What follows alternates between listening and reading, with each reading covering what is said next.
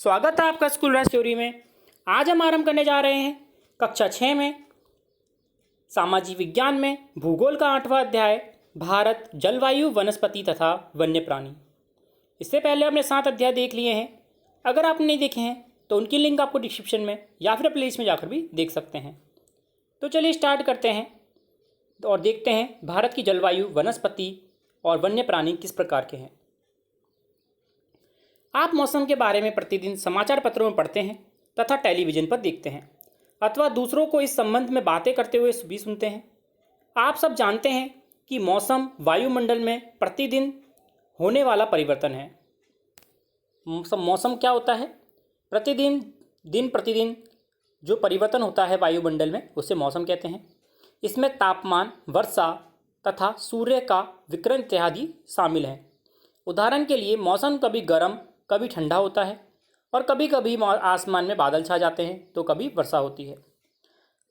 आपने ध्यान दिया होगा कि जब बहुत दिनों तक मौसम गर्म रहता है तब आपको ऊनी वस्त्रों की आवश्यकता नहीं पड़ती है।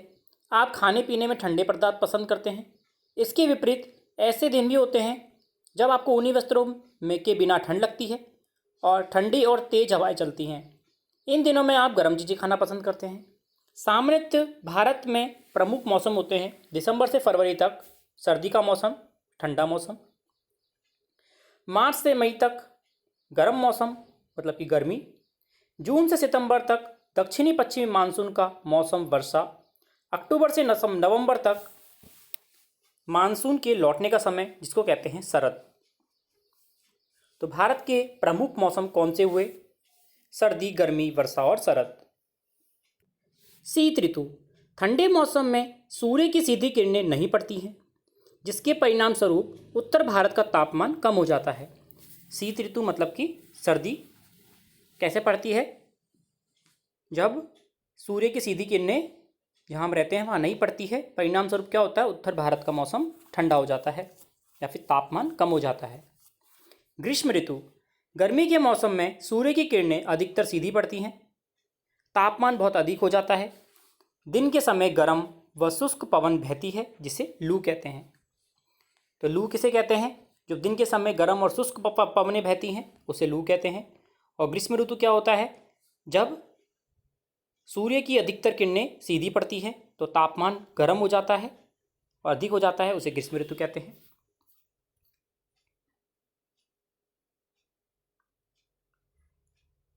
आगे देखते हैं दक्षिण पश्चिमी मानसून या वर्षा का मौसम।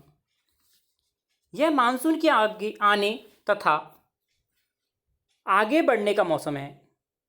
इस समय पवन बंगाल की खाड़ी तथा अरब सागर से स्थल की ओर बहती है। वह अपने साथ नमी भी लाती है।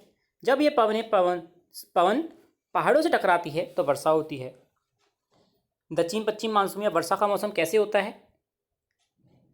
जब बंगाल की खाड़ी और अरब सागर से क्या होता है? नमी भरी पवनें स्थल की ओर बहती हैं तो क्या होता है? वह पवनें पहाड़ से टकराती है तो वर्षा ऋतु होती है। मानसून के लौटने का समय या शरद ऋतु। मानसून लौटता है और शरद ऋतु। इस समय पवन स्थल भागों से लौटकर बंगाल की खाड़ी की ओर बहती है। यह मानसून के लौटने का मौसम होता है। भारत के दक्षिणी भागों में विशेषकर तमिलनाडु और आंध्र प्रदेश में इस मौसम वर्षा होती है। किसी स्थान पर अनेक वर्षों में मापी गई मौसम की औसत तथा दशा को जलवायु कहते हैं। जलवायु क्या होता है? मौसम की औसत दशा जो अनेक वर्षों में नापी जाती है उसे जलवायु कहते हैं। मानसून के लौटने का समय का मौसम जब बंगाल की खाड़ी की ओर बहती हुई जो पवनें होती हैं स्थल भाग से जो आती हैं, पहले स्थल तक गई थी अब स्थल से वापस लौट रही हैं, तो लौटते समय सबसे ज़्यादा बारिश कहाँ पे होती है? तमिलनाडु और आंध्र प्रदेश में। जलवायु क्या होती है? अनेक वर्षों में मापी गई मौसम की औसत दशा जलवायु कहलाती है। भारत की जलवायु को मोटे तौर पर मानसूनी जलवायु कहा जाता है। मानसूनी शब्द अरबी भाषा का है। किससे लिया गया है? मौसिम से लिया गया है। मौसिम से मानसून बनाया गया है जिसका अर्थ होता है मौसम।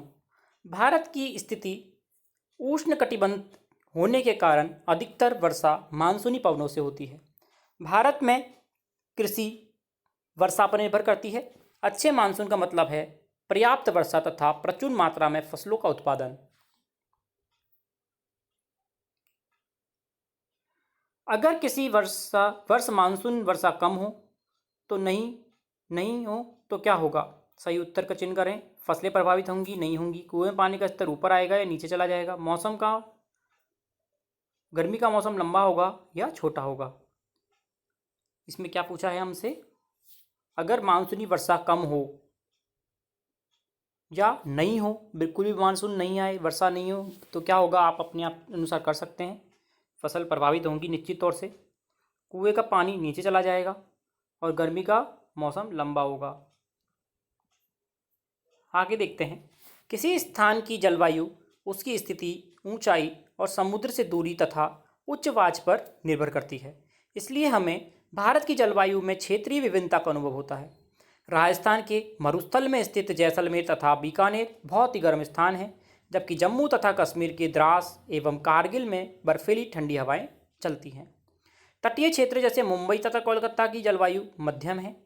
वह न ही तो अधिक गर्म है, न ही अधिक ठंडी। समुद्र तट के होने के कारण ये बहुत अधिक आर्द्र है। विश्व में सबसे अधिक वर्षा मेघालय में स्थित मौसिनराम में होती है, जबकि किसी किसी वर्ष राजस्थान के जैसलमेर में वर्षा होती ही नहीं है। इसमें हमने क्या देखा कि जो किसी भी स्थान की जलवायु है वह किस पर निर्भर करती है? स्थिति, ऊंचाई और समुद्र से दूरी और उच्च वाच पे, मतलब वहाँ का दबाव कैसा है।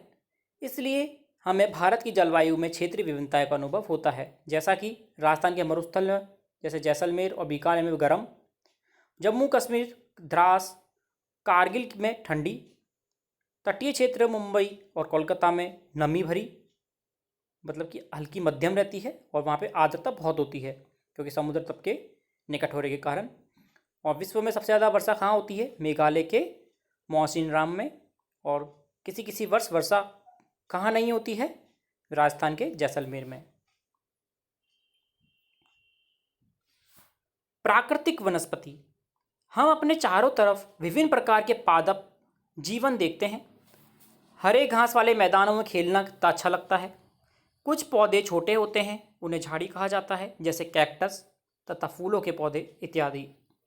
इसके अतिरिक्त बहुत से लंबे वृक्ष होते हैं, उनमें से कुछ में बहुत सी शाखाएं और पत्तियां होती हैं, जैसे नीम, आम। तो कुछ वृक्ष ऐसे होते हैं जिनमें पत्तियों की मात्रा बहुत कम होती है, जैसे कि नारियल। घास, झाड़ियाँ तथा पौधे बिना मनुष्य की सहायता के उपजे, उन्हें प्राकृतिक वनस्पति कहा जाता है। प्राकृतिक वनस्पति किसे कहते हैं? बिना मनुष्य की सहायता के जो उपजते हैं, उगते हैं, घास, झाड़ियाँ, पौधे, उन्हें प्राकृतिक वनस्पति कहा जाता है। क्या आप कभी ये नहीं सोचते कि एक दूसरे से किस प्रकार भिन्न है? अलग अलग जलवायु में अलग अलग प्रकार की वनस्पति पाई जाती है। इनमें वर्षा की मात्रा सबसे महत्वपूर्ण होती है। जलवायु की विभिन्नता के आधार पर भारत में अलग अलग तरह की वनस्पति पाई जाती है। उष्णकटिबंधीय वृक्षावन हम देख रहे हैं चित्र 8.1 में। और ऊपर भूमि परत, फिर 1.5 मीटर, फिर 5 झाड़ी वाली परत, फिर तरुण वृक्ष जिनकी ऊंचाई 20 मीटर से कम होती है, फिर वित्तान मतलब 40 मीटर तक, और उद्गामी परत तो 60 मीटर तक ऊंचे भी वृक्ष हो सकते हैं। हमें वनों की आवश्यकता क्यों है? वन हमारे लिए बहुत ही लाभदायक हैं। यह विभिन्न कार्य करते हैं। पेड़ पौधे ऑक्सीजन छोड़ते हैं जिसे हम सांस के रूप में अंदर लेते हैं, तथा कार्बन डाइऑक्साइड को ग्रहण करते हैं। पेड़ पौधे कार्बन डाइऑक्साइड लेते हैं और ऑक्सीजन देते हैं। पेड़ पौधों की जड़ें मिट्टी को बांध कर रखती है तथा इस प्रकार मिट्टी का अपरदन रोकता है। मतलब कि तेज हवाएं चलेंगी या फिर तेज बरसात आएगी तो मिट्टी क्या आती है? बह जाती है। अगर पेड़ पौधे होते हैं तो मिट्टी बह नहीं पाती, उसको क्या कहते हैं? अपरदन को रोकना। वनों से हमें ईंधन, लकड़ी, चारा, जड़ी बूटियाँ, लाख, शहद, गोंद इत्यादि प्राप्त होता है। वनों से हमें क्या क्या प्राप्त होता है? ईंधन, लकड़ी, चारा, जड़ी बूटियाँ, लाख, शहद, गोंद इत्यादि। वन वन्य जीवों के प्राकृतिक निवास हैं। वन में कौन रहते हैं? वन्य जीव रहते हैं, जो कि उनकी प्राकृतिक रूप से निवास है। पेड़ों की अंधाधुंध कटाई के कारण भारी मात्रा में प्राकृतिक वनस्पतियां समाप्त हो गई हैं। हमें अधिक पेड़ पौधे लगाने चाहिए, जो पेड़ बचे हैं उनकी रक्षा करनी चाहिए एवं लोगों को पेड़ों के महत्व के बारे में बताना चाहिए। हम लोग कुछ खास आयोजन जैसे वन उत्सव मनाकर अधिक से अधिक लोगों को इस प्रयास में शामिल कर सकते हैं तथा पृथ्वी को हरा भरा रख सकते हैं। हमें क्या करना चाहिए? हमें पेड़ों की अंधाधुंध कटाई को रोकना चाहिए और पेड़ों को संरक्षण देना चाहिए और ज़्यादा से ज़्यादा पेड़ पौधे उगाने चाहिए और हमें वन उत्सव जैसे आयोजन भी मनाने चाहिए ताकि पृथ्वी को हरा भरा रख सकें।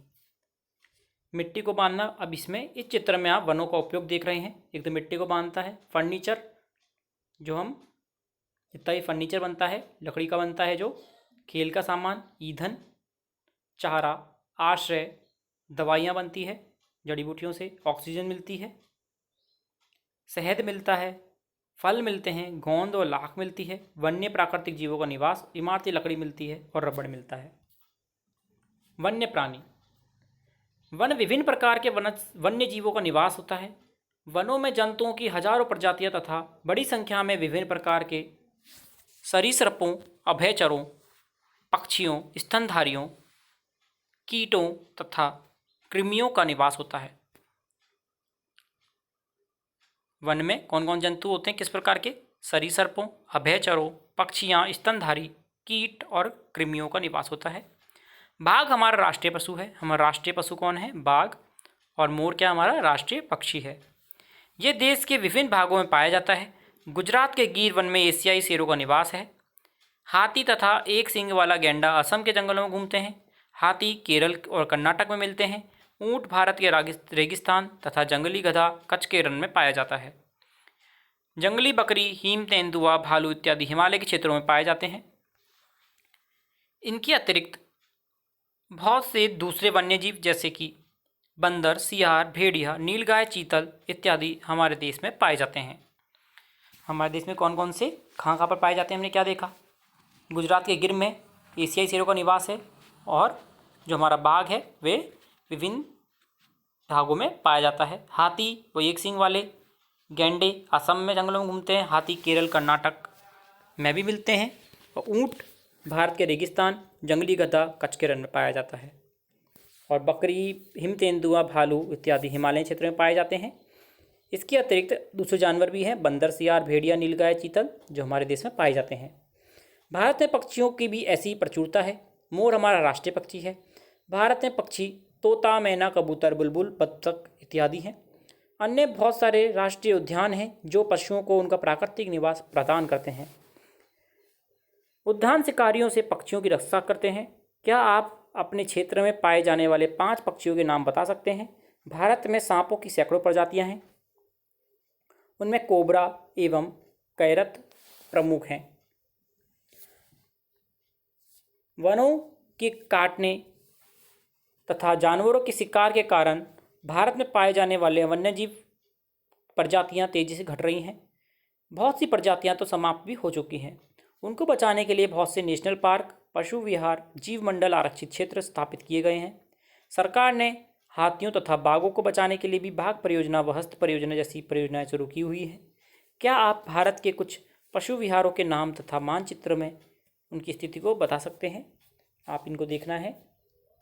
ये वन्य जीव अलग अलग फोटो में दिखाई दे रहे हैं।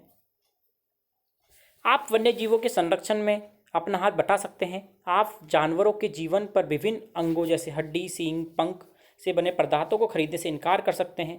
प्रत्येक वर्ष हम लोग अक्टूबर के पहले सप्ताह में वन्य जीव सप्ताह के रूप में मनाते हैं ताकि वन्य जीवों के निवास को संरक्षित रखने के लिए जागरूकता लाई सके। हमें क्या करना है? जो भी पशु से बने उत्पादन हैं उन्हें नहीं ग्रहण करना है, जैसे हड्डी, सींग, उनसे बने पदार्थ, जिससे कि हम उनका संरक्षण कर सकते हैं। आगे हम इसके प्रश्न उत्तर देखेंगे। प्रश्न नंबर 1 है, निम्नलिखित प्रश्नों के उत्तर संक्षिप्त में दीजिए। पहला, कौन सी पवन भारत में वर्षा लाती है और ये इतनी महत्वपूर्ण क्यों है? भारत में वर्षा लाने वाली पवनें मानसूनी जलवायु हैं। हमारे यहाँ भारत में कृषि वर्षा पर आश्रित होती है। अतः ये महत्वपूर्ण है। भारत के विभिन्न मौसमों के नाम लिखिए। 4 मौसम होते हैं भारत के। सर्दी दिसंबर से फरवरी तक मौसम ठंडा रहता है। गर्मी मार्च से मई तक मौसम गर्म रहता है। वर्षा जून से सितंबर तक मौसम मानसून रहता है। शरद अक्टूबर से नवंबर तक मौसम के लौटने का मौसम होता है। तीसरा है प्राकृतिक वनस्पति क्या है।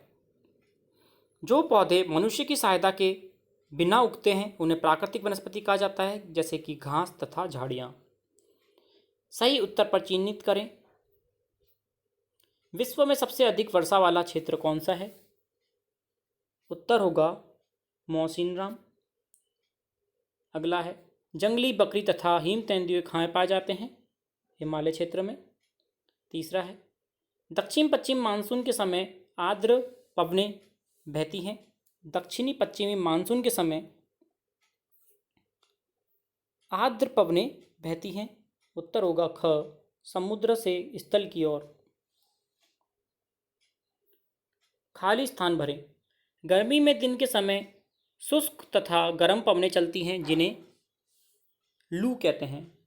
पहले में आ जाएगा लू।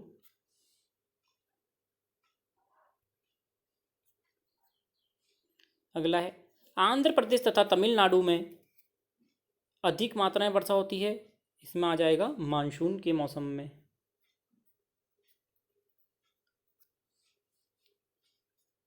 अगला है गुजरात के पहले में आ जाएगा गिर। वन का नाम तो गिर। निवास कौन करता है। एशियाई शेर।